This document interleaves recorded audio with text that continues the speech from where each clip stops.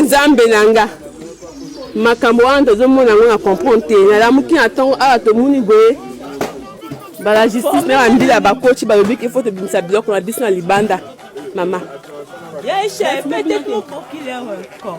tobimisa biso na biloko na biso na libanda lokola banyama lokola toza na koso te oyo kaka kongo azomona makambo wana nzambe na nga tokende wapi na babana na maboko na nga tokende wapi nzambe na biso Congo oh Congo mama na nga tala vi wana tozomene na babana na maboko tala bobako benga biso na ndako Seigneur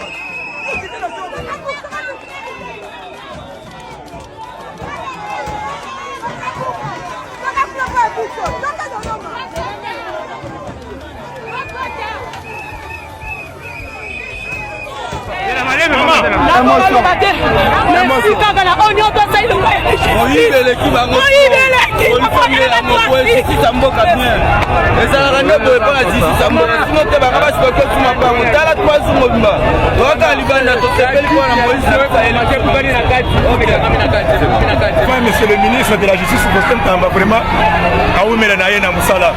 c'est ça la justice constitutionnelle dans ce pays. Avec le soutien du chef de l'État, Fatou Beton, je le remercie.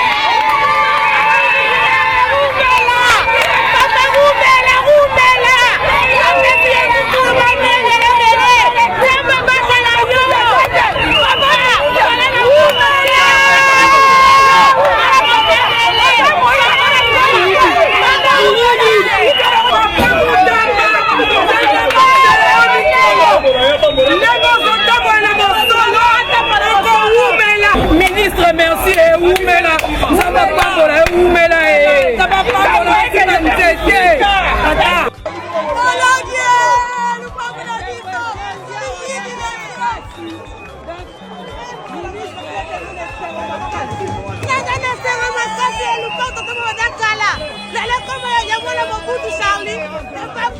Papa ministre de la Banque de la dossier, parce que nous avons demandé la Youmela, la monnaie de la justice a voté la Moko, toute première fois la porte de la justice à Moko.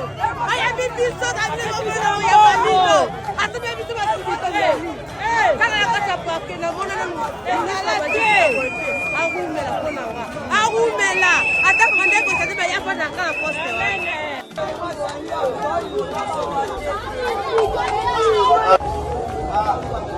Caméra, ça va nous faire l'image.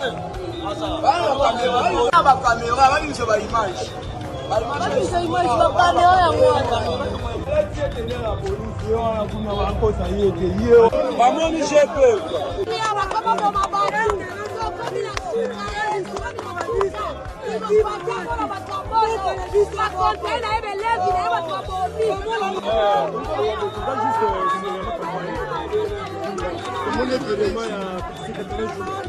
Juste en résidence, il fallait que conseiller chef de l'État garde qu'on a un personnel ici à Momine de Koumoyo.